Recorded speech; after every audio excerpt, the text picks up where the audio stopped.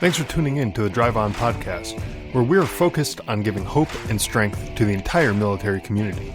Whether you're a veteran, active duty, guard, reserve, or a family member, this podcast will share inspirational stories and resources that are useful to you. I'm your host, Scott DeLucio, and now let's get on with the show. Hi, everybody. Welcome back to the Drive On podcast. Today, my guest is Bob Bryant. Bob is the Chief Technology Officer for Mission Canine Rescue, an animal welfare group that's dedicated to saving the lives of retired American working dogs. And he's here today to talk a little bit about the organization and what we can do to help support the organization and how these dogs can help us in our return back to civilian life. So welcome to the show, Bob. I'm glad to have you on. Thank you, Scott. Appreciate being included in the podcast today. It's always a pleasure. Yeah, absolutely. When I first found out about Mission Canine, it really opened up my eyes to the world that these dogs, these working dogs, have to experience after their service is up, when they've kind of exceeded their useful life in their occupation, whatever it happens to be. Because I never really thought much of what happens to these dogs after the fact, but that's really what Mission Canine is all about. So would you be able to tell us about, first off, how you got involved with Mission Canine, but also what Mission Canine is all about? All right. My involvement with the working dog world came totally by accident. I had no intentions of working with dogs. If you'd have told me 10 years ago I'd be bringing home dogs from around the world, I would have told you were patently insane. However, life has a way of doing things. I work in, my business is credit card processing. I provide merchant services primarily for e-commerce companies. And as a service and a way to give back to nonprofits, I occasionally would speak to organizations that did interesting work and say, hey, promote an offer to your followers. If they accept it, I'll pay you 50% of the residual incomes from the accounts for life. Well, this was attractive to them as it was money saving for their fans, and it would provide them income, and they agreed to do it. This was were the predecessors of what is now Mission Canine Rescue, another organization that helped bring military working dogs home when they retired. However, the director of the organization did not understand that it was necessary to spend money to get money, just like, unfortunately, capitalism works in the nonprofit world as well. You have to do some advertising to people outside of your realm to gain new donors. And she was like, no, not going to spend any money. And as a result, the organization failed. And my current partners, Kristen Maurer and Louisa Kastner, were involved in this, and they reached out and they said, we don't want to stop this work. We love what we're doing. Will you help us build a new organization? And I'd been watching what was happening with them for almost a year when this happened, and I didn't even have to think about it. I said yes. And here we are, almost 10 years later now. It's been quite a ride. We've gained an incredible amount of good supporters, and can always use more. And I'll let you direct me a little further about what I probably didn't just tell you, because I get the one-track mind sometime. Yeah, no worries there. I want to talk a little bit more about what the role of Mission Canine is and what they're doing with these working dogs and how they're helping them in their futures after their service is up, if you want to call it that. All right, I'll give it to you neatly wrapped and packaged. Sure. There are several types of working dogs that Mission Canine Rescue helps. Primarily, we deal with military-owned working dogs, which are called MWDs, or military working dogs, or dogs that are owned by private contractors known as CWDs, or contract working dogs. These dogs are trained the same, they fed the same foods, they do the same jobs, yet one's private owned, one's military owned. We also deal with TSA. We take in some of their airport dogs when they retire. We deal with law enforcement, with canines here in the United States, also in Canada. And some of the most interesting dogs that we have worked with are fruit detection dogs. These are citrus dogs that run in orchards and they detect citrus disease. It's kind of interesting. One citrus tree that's diseased can kill an entire orchard, so these dogs more than pay for themselves. Other dogs we work with aid in demining in places like North Africa to keep kids from getting their limbs blown off by mines that people with not good sense left. There are also cluster munitions. Those are the dogs that we work with primarily. Belgian Malinois, German Shepherds, some Labrador Retrievers, some German short-haired pointers. Also a few Springer Spaniels. Those dogs are primarily used by TSA, the Springers and the German short-haired pointers, because they're not as scary. Sure. Yeah, absolutely. Yeah. And I could see how, kids going through an airport or, certain people going through the airport would be a little turned off by that when you have that quote unquote scary looking dog coming up to you and sniffing your luggage and stuff. Yeah, you get checked out by Jaws. Right. Generally, a military working dog can have up to 5 handlers in the dog's career. When it's time to retire, which retirement in working dogs, unfortunately, is not determined by age, it's determined by their ability to do their job. And once performance starts to decline, then the dog is considered excess and the dog is dispositioned as retired at that point. And that could be at 7 years old, and I've seen a dog as old as 13 years old that was retired from the military that lived less than 6 months afterwards. What a retirement. I wish, in other words, I'm wishing in one hand and hopefully not doing anything in the other. I wish they would retire them at a set age, like 8 years old, where they'd have some time to just be pets. When a dog is retired, normally the handler that is with the dog at that time has the option to adopt their dog. And many people ask us, well, wouldn't someone that's a service member just automatically take their dog? And the answer is no. And the reason is because they may still be going to do another deployment. They could have a small child at home, and perhaps they have a bite-trained patrol dog that's toy crazy, that would be aggressive. In that situation, then the dog would be offered to the first handler, the second handler, and so on. And in most cases, whoever gets the pup, normally the other handlers that were able to handle him or her would have the opportunity, if they ever wanted to stop by and visit, give the dog a scratch on the ear, what have you. It's pretty good. Contract working dogs generally don't have designated handlers. So when they come back, they don't always have a reunion, and we take care of those dogs and we find them the best adoptive home possible to support their particular needs. Before I started doing some digging into Mission Canine and what you guys actually do, I sort of just assumed that there was some sort of plan in place for these dogs after their, quote unquote retirement, after their time in service is up, where there was a place that they go to, that they know where they go, but that doesn't seem to be the case, right? No, with military dogs, government-owned dogs, they're not. A military dog is never going to be dumped by the government. A military dog is never going to be euthanized anymore by the government unless that dog has a terminal illness and is in pain. And in that case, I wish people had that option, and that's a total other story. But contract working dogs don't always have that luxury. We've seen contract working dogs dumped in kennels overseas.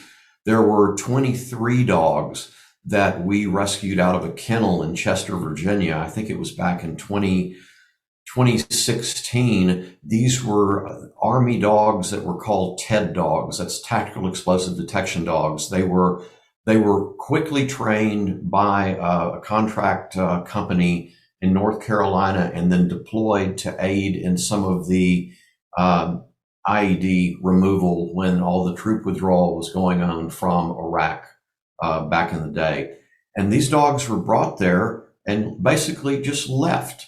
And 33 dogs. I think we paid the guy nearly $23,000 in vet bill, in a kennel bill, just to get the dogs out. A lot of the contract dogs come back unhealthy. We got a dog back one time that should have weighed 70 pounds. He weighed 35. And this dog was the star mine detection dog in Afghanistan. And his handler was killed. When his handler was killed, the dog was stuffed away and forgotten. It was really sad, but although the dog had some mental issues for life, we got him looking at his prime again. Was real happy to see him looking good after such a horrible experience. Yeah, and given the high intensity jobs that some of these dogs have, just like their human handlers and the people who go to some of these combat environments or even on patrol as a police officer or something like that, these dogs probably, like you mentioned with this last dog, probably have some anxiety, some stress that comes up through their time in their service. What kind of rehabilitation or training and things like that is necessary to help them go from that working dog environment to becoming a pet? Okay, good question. First of all, in regard to how long rehab takes, it just depends on the dog. And yes, definitely we get dogs in that have PTSD of varying forms, especially explosive detection dogs and other dogs that have been around gunfire. Fireworks normally send them reeling. We don't have too many that have bite issues related to PTSD. Mostly it's just fearfulness or it's resource guarding. And what we do when a dog comes into our facility, I'll just kind of give you from A to Z. The dog is initially left to decompress. He obviously gets attention, stimulation, what have you, but we let the dog basically chill out for a couple of days, especially if it's come from overseas, because its night is our day, vice versa. And we want them to calm down a little bit. After that, we will do a veterinary assessment, or we'll determine what they need. What didn't the military or the contract company tell us when, they surrender the dog to our care. We will make appointments to get the dog vetted, and this is whatever the dog needs. We have a dog that came in from Turkey. He's got a bilateral perennial hernia. You talk about painful, that's either side, and $5,000, but the dog earned his keep and he deserves the surgery. Some dogs with PTSD, with resource guarding issues, or that can be unpredictable and kind of, when I use the term go up leash, I mean that they will run up leash to bite the person that's holding it. Normally, we don't run into situations like that. Should we run into a dog like that, that dog would only be adoptable to someone with experience with working dogs, with canines that have had that kind of training, or large breed dogs in general that can handle a dog that can be a little bit unpredictable. And with the base we have, we generally can find a loving home. The biggest problem that we have with people adopting our dogs is these dogs, for the most part, I would say that 50% of them are friendly to other dogs, half of them are not. Maybe 15% like cats. The rest of them would like cats for lunch. So we have a lot of loving adopters that want to adopt another dog in their family, but maybe they've got 4 dogs already. And most of the time that doesn't work. So we're looking for people not only that can afford the cost of care, because the senior dogs, obviously it costs more money to provide them the veterinary care they need, but we want someone that isn't full with animals, that can afford to dedicate the time that a working dog requires. Most people have no idea the amount of energy these dogs had. And you're right in the first place where you said that most people don't know that these dogs have no golden parachute, no landing in place when they're released from the military. They're going to a handler most of the time, but a contract dog, we pull contract dogs out of shelters all the time, because people they get them and then they realize that this dog is going to eat my house if I don't, take it for a walk twice a day, and they take it to the shelter and dump it. Wow. Yeah, and that's unfortunate too, because these dogs are highly trained. They've experienced some things that a lot of their new owners potentially probably never even would dream to experience in their lives, as far as some of the environments that they've worked in, the high stress and the that type of thing. Um, but I also think about the dogs who are trained for certain jobs, that becomes their purpose. Like they a lot of times they really enjoy doing that good job. Dogs like to please their handlers, their owners, whoever. And when they do a good job, that's like a fulfilling thing probably to them, where they feel like, okay, I've done this the right way, and this is a good thing. But then when they come out of service, now they're not doing that job. I wonder if it's one of those things where it's like, okay, now what's that next purpose, right? Okay. Let me address that for a minute. First of all, we encourage people to keep their skills up, to keep them sharp. One of my working dogs, Oreo, a big black lab, he's passed on a few years now. Oreo was a bomb dog. I'd hide bullets. I'd hide firecrackers, anything to give stimulation. And he learned to smell out lacrosse balls, little rubber balls that the kids Okay. play with. He found over 170 buried balls out here. That was his delight. We take him to the park, let him hunt. Now I have a retired police canine from a small city in Canada that was retired early due to a little medical issue that he had with a leg tendon. Doesn't affect anything at all now. He is a drug dog, and he's a bike trained drug dog. And I took him because I was able to handle that level of training and him not be a risk to the public or a risk to himself. And to this day, he's unhappy if he's not in the car when I go somewhere, because he's a cop. He expects to be in the car, even though he sleeps the entire time. You know, most dogs have their head and their tongue hanging out the window. Not this guy. The minute he's in the car, he's down for the count until you need him, and then he's up. He searches every place I go for drugs, and he finds them. Oh wow, Oh, that's interesting. he finds weed in parks all the time for me, vapes, you name it. I just laugh. He found a crack pipe taped under a drawer in a hotel room up in Colorado one time.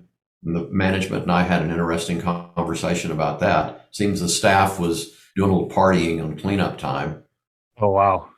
in this room. But no, we encourage people. For instance, one of our dogs, a military working dog named Icar, who recently passed, on his handler, former handler, taught him how to find shed antlers.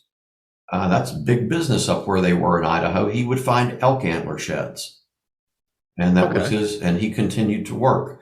No, we don't want him. We will not, though, allow a dog to continue to be worked in any capacity for any type of commercial or private interest where the dog is expected to perform. Also, working dogs of the nature that we take in, these contract dogs and military dogs, they are not suitable for service or emotional support. Animals are not trained for it and cannot be certified as such. Okay. If you need That, a dog, and a lot of people do need a dog for PTSD, get a young dog that's trained for that. A lot of these dogs have PTSD and they're just going to make it worse. right. And I was going to ask about that too, if that was like maybe a second act for them, if they could do something like that. But that doesn't seem like, it probably wouldn't even make sense to entertain that idea, because of some of the things that these dogs have experienced. And you're right. I think starting with a younger dog who's kind of fresh and didn't have that baggage coming along with them, it's probably the better way to go with that. There's Um, nothing that says that that dog cannot wear a vest proclaiming his or her service and where he or she worked, and have people think, how cool is that dog? Can I pet your dog? But don't try to call it an emotional support dog and get on the plane with it. Just don't. Right, right, and especially for those dogs that maybe don't get along very well with other animals and things like that. You never know if someone else on the plane is going to have another animal, with them, their own emotional support animal or something that probably just wouldn't work out too well. No, it would probably wouldn't end well. We'll Yeah. hope that doesn't happen. No, I tell you Right. what, on our dogs though, Southwest Airlines has been very gracious in giving our dogs a bulkhead seat on flights home. There we go. Let's spit it out. But we would never take a dog on a plane that was a risk to the public. Right. That's not something we'd do. So you mentioned before a bit about the process of getting these dogs into their new homes in terms of if you have a former handler who's willing to take them, then there's is that situation's kind of taken care of. But what about in a situation where, like you mentioned earlier, maybe the handler has passed away or can't take the dog for one reason or another, like they have small kids at home or something.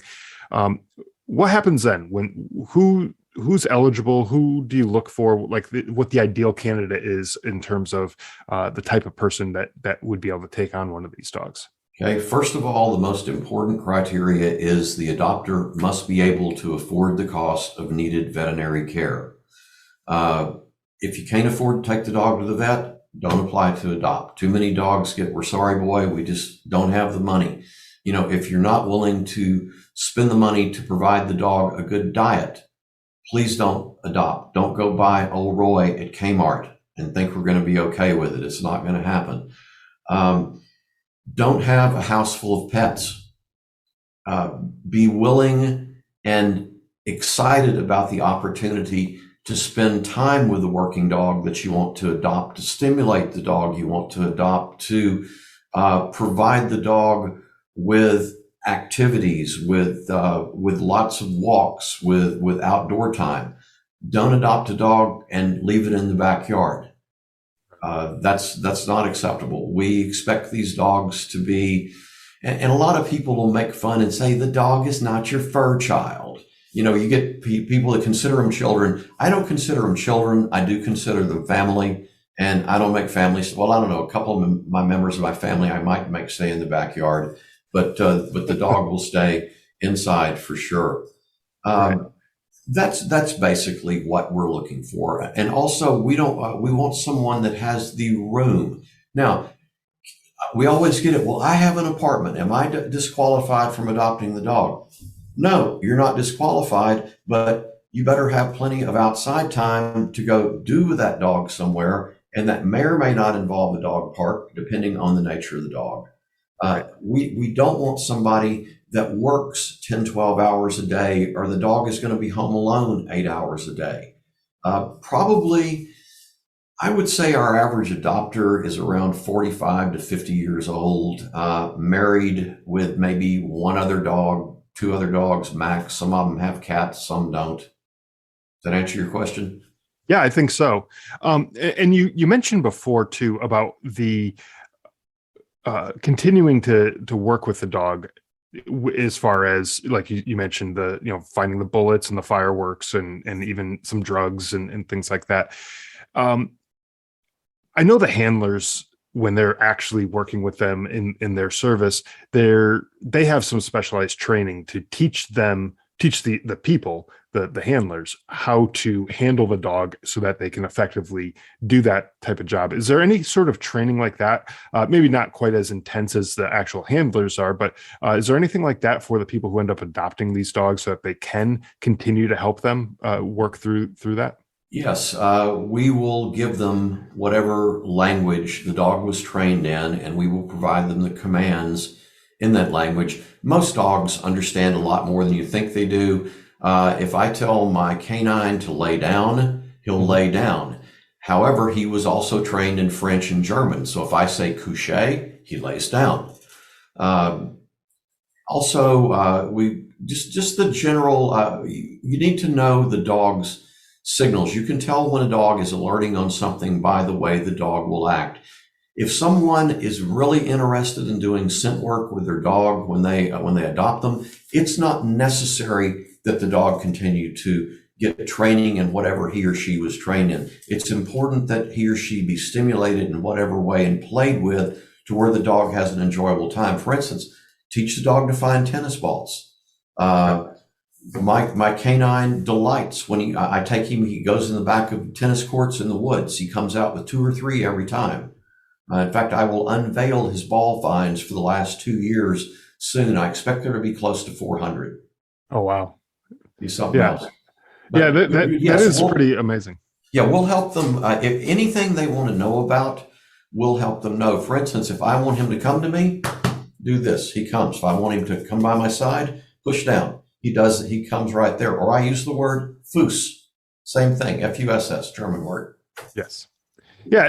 And that's good that there's that that type of training is available for these new owners that adopt them, because it may be one of those things where they don't really know some of these commands, or some of the things that the dog might be capable of even doing. Oh, And most so, don't.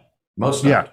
Unless right. they've adopted some of them. We have adopters that have now adopted 3 dogs from us because unfortunately, we don't have a long time with the dogs we adopt. I was lucky to get 5 years with one, 4 years with another, 6 months Yeah, with one.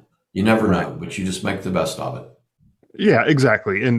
And these dogs, like you said, they're not necessarily children, but they're part of the family. So Yes. you do have that connection, and you do want to continue that. Maybe not right away, like the next day, go out and get another one of these dogs, but you do want to continue that in your life, and have that in your family. I know our family a couple of years ago lost our dog that we had for almost 12 years, Wow. and the dog was around for the entirety of my children's lives up until that point, and so it was a big loss to our That's family. And tough. so now, just recently we got new dogs in the house, and now it feels like the family is back again. Like it Cool. feels like a full house again.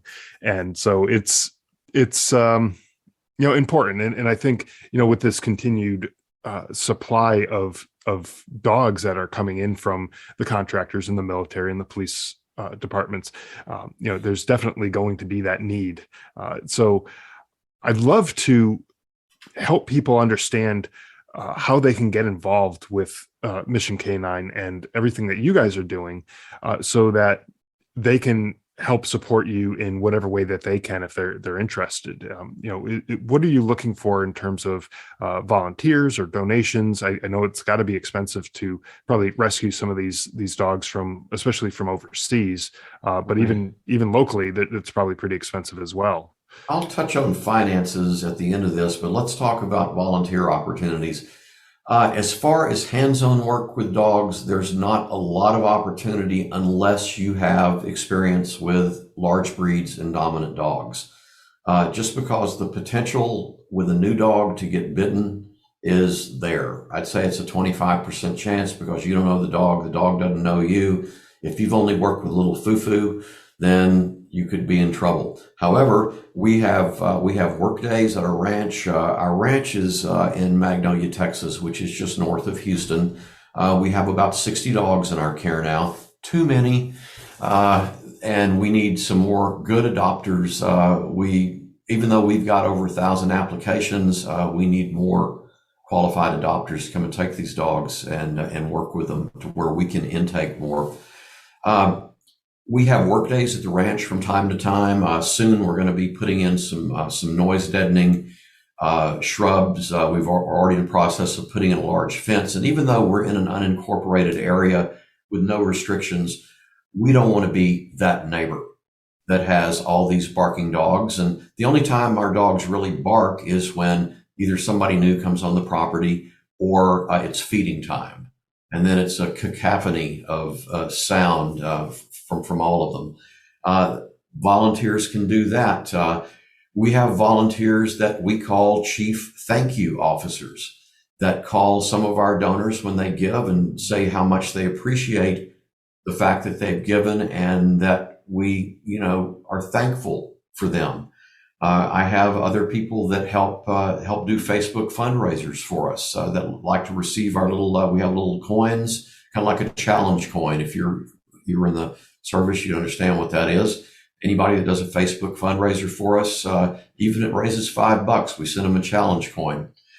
Obviously, the nature, this is going to be related to finance. I'm going to start talking about the almighty, or maybe not so mighty dollar now that inflation has hit us at 8%.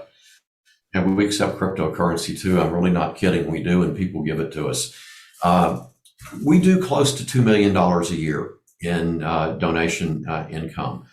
However, that supports the work we do currently. With more funding, we could expand and do twice the work we need to, and that's what we need to do. My job in this organization, if I have a job, quote unquote, I'm a co-founder, but I'm the guy that does all the development. I'm the one that's responsible for getting kennel techs paid, for ranch managers paid, for transports paid, for making sure that I can raise the $27,000 needed to get some mine detection dogs out of Bosnia. There's all the nature of a nonprofit is to have its hand stuck out, but there's a big buyer beware with that stuck out hand of a nonprofit. Here's how you tell the good ones from the bad ones. And this is for you, and this is for your viewers as well. charitynavigator.com is a good place to check out nonprofits. Now, I will say that it takes several years before you're even listed on Charity Navigator. And we just got listed last year, and we have a very favorable rating there. There are some other charity rating sites, which are basically worthless because anybody that answers the questions right can get a stellar rating. And there's something inherently wrong with that. But what you should ask anybody before you give them money is, if I give you $1, how much gets to the work? Our answer is 88 cents. I use 12 cents out of your dollar to advertise and gain another 88 cents for the work. So we try to be frugal with money. And by the way, this is a female-run organization. My partners kill it. They work 80 hours plus a week. They sleep in their cars. Nobody sits on leather chairs. Nobody flies first class. I don't take a salary. I have my own company, and I have the luxury of time to do this, and it's my pleasure to do so. We do have some basically decently paid people at our ranch to take care of our dogs. And for donors out there that expect everybody to do everything for free, nonprofit doesn't mean don't get paid. There has to be income for a nonprofit, or we would not be able to do the amount of work that we've done without any payment. Maybe we could have brought 300 dogs home in 10 years. We brought home over 1,200. We've reunited 540 plus with former handlers. We walk the walk, and we do what's right for the donors, and we try to be very transparent. I'm going to shut up now. No, that is good. I'm glad that you mentioned all of that, especially Charity Navigator, because oftentimes we hear about these nonprofits that are doing certain things with the military community, and it may sound like they have a great mission, may sound like they are doing great things, but at the end of the day, how do you really know where that dollar is going to? What percentage of it is actually going to the purpose of the organization versus things like salaries and advertising and other things like that. Ask them too for their tax form. If you want to donate to a nonprofit and you want to see what they're doing, ask them for a copy of their Form 990. And if they say, what's a Form 990, or they give you pushback, run. That is, the 990 is what the IRS is reported to with. And it's how you tell the sheep from the goats. Yep, exactly. And those forms lay out everything. And I, as a former accountant, I used to prepare those for certain nonprofits. So I know exactly what you're talking about. But those forms lay out all of the expenses that the organization has, and it shows you where money is going to. And so that way you can tell exactly what it's going to and how it's being used in the organization. Travel expenses, things like that, like you're talking about. No one flies first class. Well, you can probably tell pretty easily, how many people are flying or going first class or all that kind of stuff. And if that's where your money is going to, then maybe that's not the organization that you want to be supporting, right? I'll check on my transport crew when I see a $50 bill from a restaurant and say, how many, where was it, what was it for? I don't expect them to eat peanut butter sandwiches, but don't go to the steakhouse, Right. Exactly. Yeah, you're not going on these trips for, luxury purposes. It's not a Right. vacation. You're going out there to support the mission, and that's, I think, what's important. Now, as far as people, so you mentioned you're in Texas, in the Houston area. Um, what about people who are in other parts of the country? How do the dogs get to those other people who might be able to take these dogs? And what does that handoff look like? All right. In most cases, almost all of our adopters want to come and visit the ranch. And we've had people drive from Seattle to get a dog. And we have a couple that drives from Utah frequently, and they'll get a dog. If we need to, we will transport a dog there, and our transporters will make sure, excuse me, that the dog is a fit. We're not going to leave the dog if it's not a fit, but no, we will take a dog to an adopter. Now, we do, our adoption fee is very low. It's $300. It doesn't even cover the cost of the neuter or the spay if we have to do it to a dog. By the way, any adopters thinking you're going to do any breeding, you won't be doing any breeding with our dogs. They're all spayed and neutered. Don't ask, don't think about it. Let's don't put any more unwanted pets in the world. If we have to transport a dog across country for somebody, normally we would ask them to help, cover the fuel cost and that to get the dog to them. But they don't even have to do that if we know the dog's going to have a great life. It's just each situation is different when it comes to long distance transport. We have 4 dogs that are going out this week all over the East Coast, and we got one guy taking them all. Oh wow, that's great. And those dogs, I would imagine, and I don't know for sure, but I would imagine they've probably spent some time with each other at your ranch. They're crated. Okay, When we transport dogs, they're crated in the trucks. We will break them. We break them individually. Again, we're going to know before we put the dogs in what their nature is. But we still try to, practice some safety on the road to where we don't have any dogs get loose or get in any fights. sure, absolutely. Yeah, no, that makes sense too. Well, I mean, that sounds like pretty comprehensive, from the rescuing the animals from wherever they happen to be. Like you said, they could be all over the world, and you guys are still working to get them and reunite them either with their former handlers, or getting them in a home that's going to be able to take care of them. But the whole process, from all the rehabilitation that they might need, and then to finding the right homes, the applications that you have to comb through, I'm sure that's a lot of work as well, to just comb through those applications. We have someone specifically that does the applications and the interview process. That's a full-time Right. job. Yeah, and I'm sure their BS meter has probably gone off a few times, where they're able to tell the ones who really are able to handle these dogs versus the ones who just say they can because they want to get a dog, that for one reason or another. But It's pretty easy, and we've been lucky so far that all our placements have been very good. good. That's encouraging to hear too, because you don't want to end up seeing these dogs being turned over to the kennels or anything like that. You Are, want are to. you are you interested in knowing what it costs to get dogs home from various places? I am actually, as I was talking about this and getting these dogs back in, it occurred to me that I know just a regular plane ticket going to some of these places is probably expensive, but then getting there, getting the dogs, bringing them back, and everything, that's probably fairly expensive, I would imagine. Normally, when we get dogs out of the Middle East, specifically Kuwait, and these dogs either have come from Iraq, Iran, we're not sure. A lot of the Kuwaiti dogs work their ports for explosive detection. We fly there with a group, normally 4 people, and then each person can fly back with up to 2 dogs as an escort. The dogs fly cargo. So we've got the cost of the human ticket, but the dogs fly for less. It's about $1,900 a dog flown as cargo, if they are escorted. Now, let's move that over to Afghanistan. That number goes up to $4,500 if you can get the dog out. From Afghanistan today, There's still some contract dogs there. We desperately like to get them out.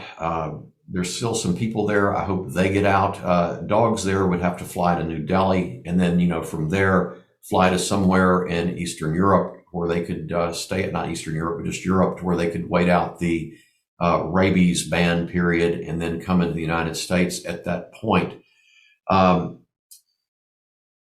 With Afghanistan, at least $3,000. Go over to Japan or Guam. We bring dogs home from there a lot. Now, thankfully, the military has started cooperating a little bit and putting dogs that were about to retire for us on rotator flights. So, they'll come into. I'm actually the member of the team. I'm out on the West Coast. We have a big base out here. I live in Thousand Oaks, California. It's still the relatively sane part of California that hasn't gone off the rails politically, and I'll just leave it at that. I'm a nice semi-conservative, leave me alone, stay out of my business kind of guy, and we'll get along just fine. But the whole rest of the state's kind of a Looney Tune at some point.